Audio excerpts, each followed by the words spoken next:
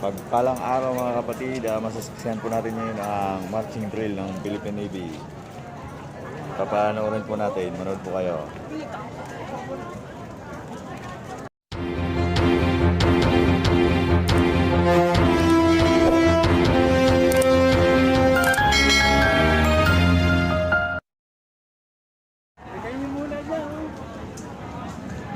Ayan po sila sir, naghahanda na po para sa pagpapakita ng kanilang galing sa marching drill.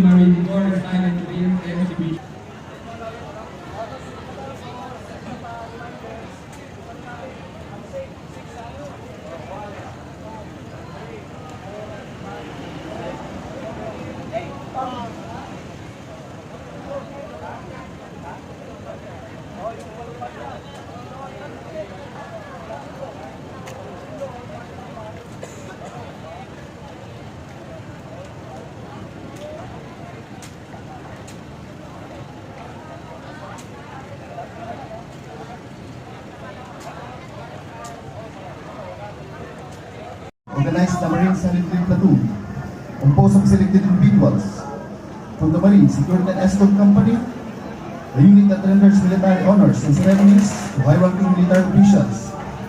It states in other visiting foreign dignitaries, as well as providing the most admired honor guards at the Toro Ceresal Monument and these selected Marines experience the hardship of fundamentals of training under the direct supervision Grand Mission Officers, trained to perform a very basic role, that becoming member of the platoon is considered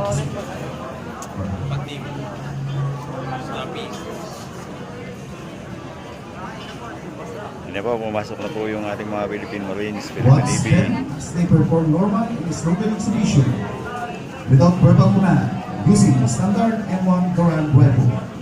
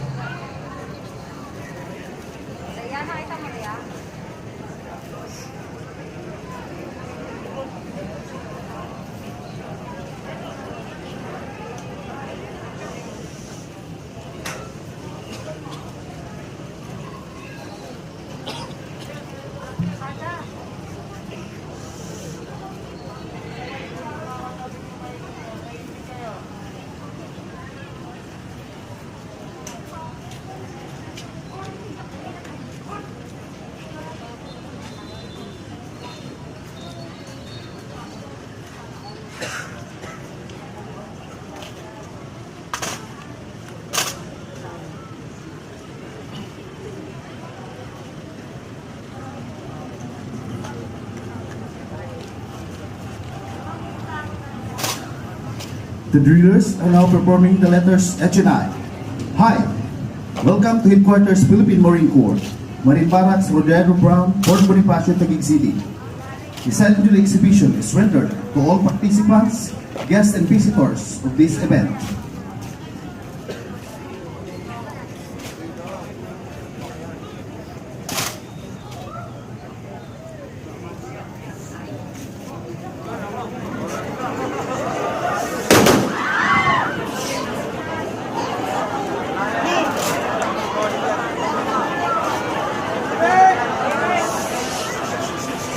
Galing!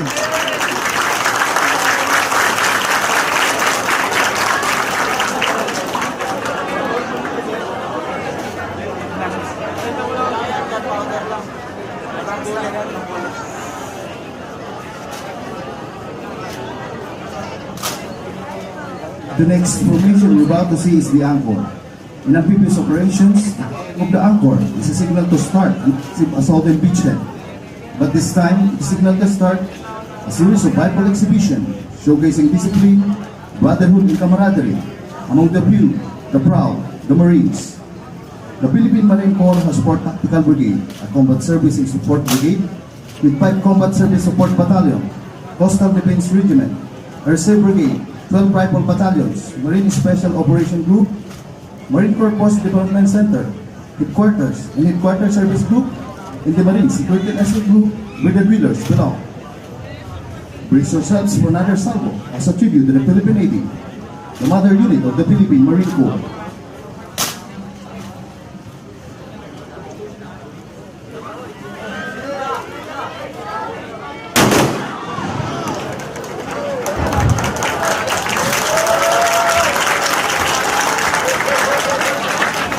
Galing.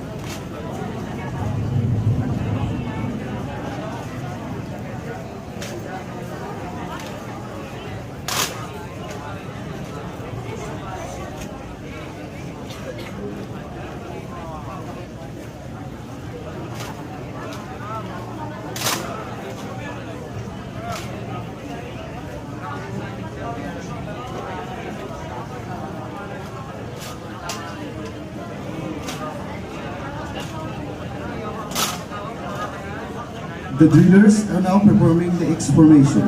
This formation signifies the interrelationship and close bonding among brother Marines, not only in the Philippines but all over the world.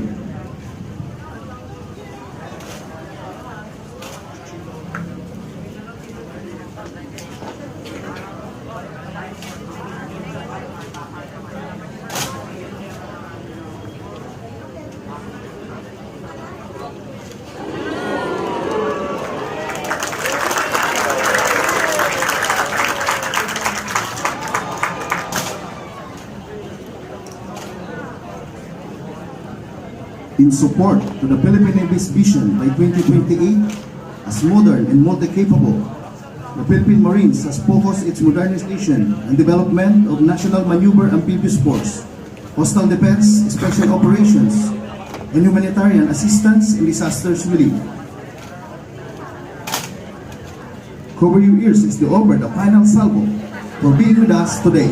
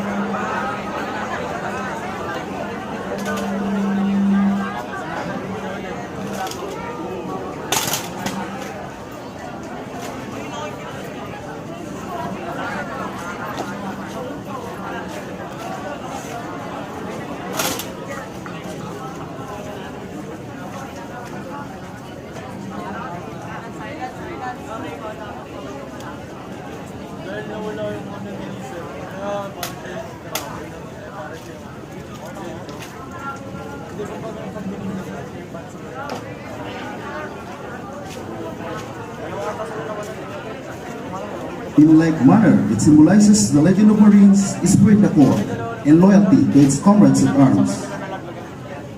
The essence of brotherhood is never-ending bond that holds the core. Through the saying that once a Marines, always.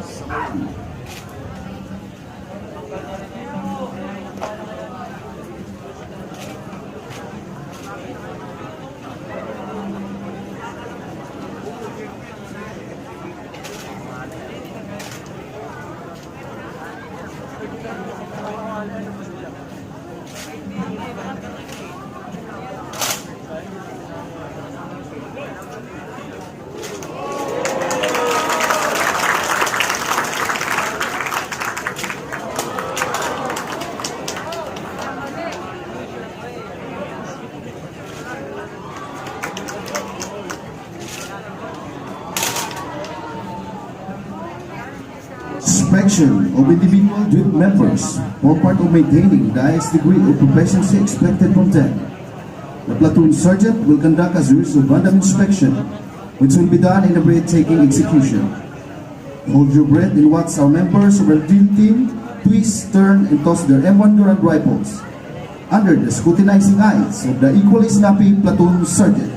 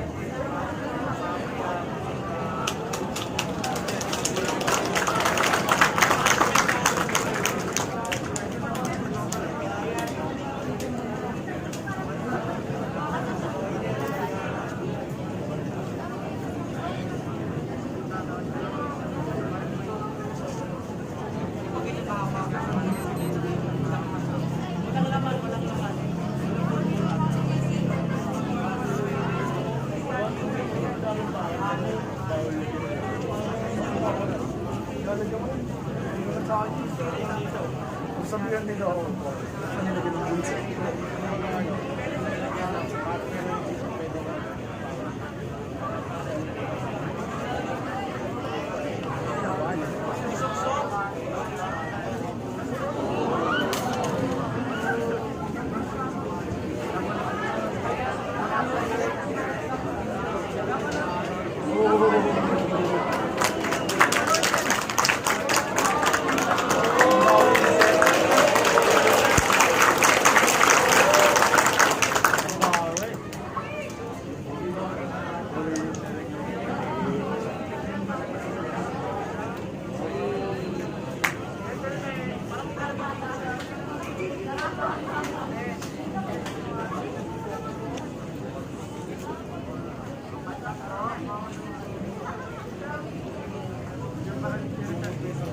The M1 Grand Rifle is an automatic rifle used by United States Army from 1936 to 1959.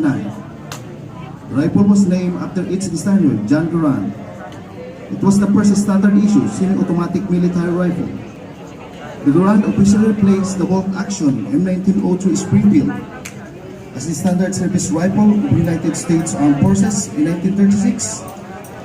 It was subsequently replaced by selective pair M14 starting in 1959. During World War II, the M1 gave US forces a distinct advantage in firefights against their Axis enemies.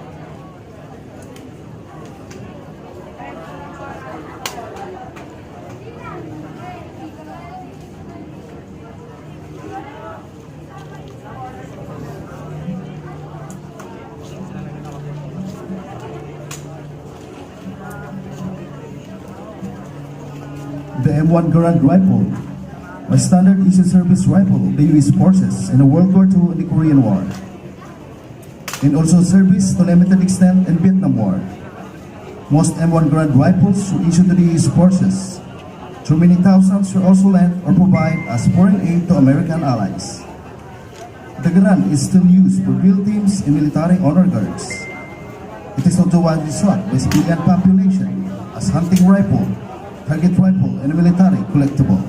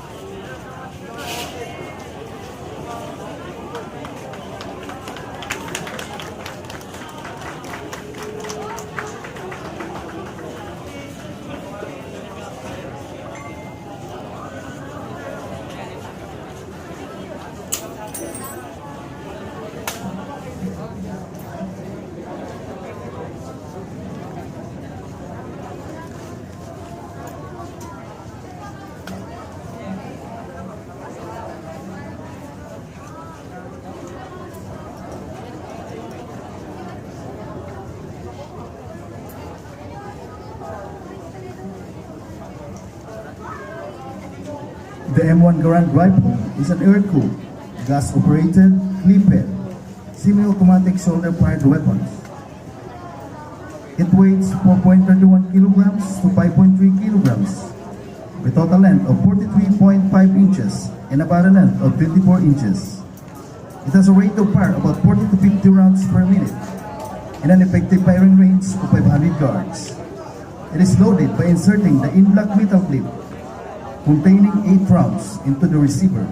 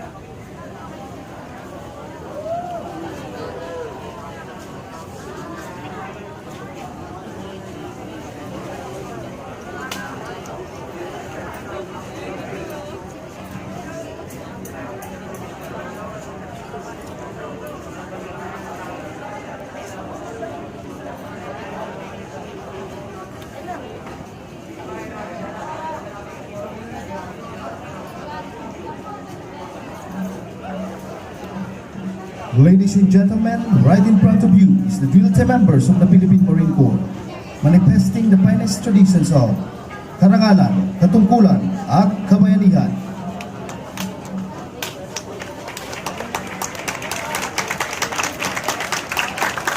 A team Marines that can defend the country against foreign aggressors and enemies from within. A team Marines that can deploy in any part of the country at the shortest possible time. A team Marines that is relevant and ready for any national emergency situation.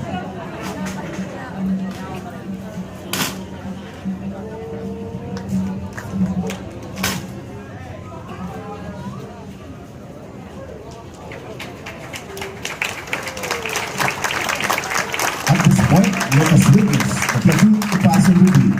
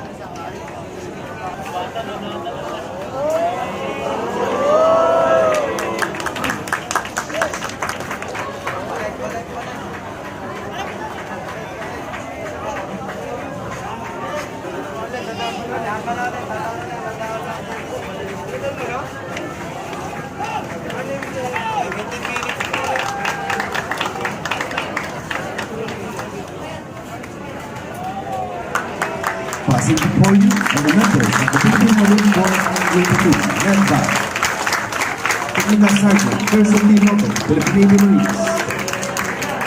That concludes the silent drill exhibition this afternoon from your amphibious-born warfighters of the Philippine Marine Corps, Philippine Navy. Thank you for watching and have a good Navy afternoon to everyone.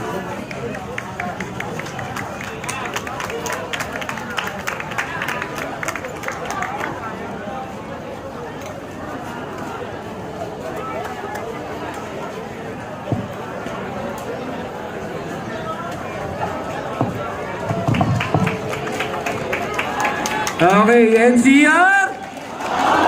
Mabuhay! Okay, bigyan po natin ng masigapong palakpakan ng Philippine Marine Corps Silent Rim Platoon. Okay, maraming salamat po. At ako ay tatawag muli ng formation. Hindi pa po tayo. I don't really know what comes next. I'm just doing my best, even though I'm so stressed out. Everything just feels like a test that I fail, so depressed.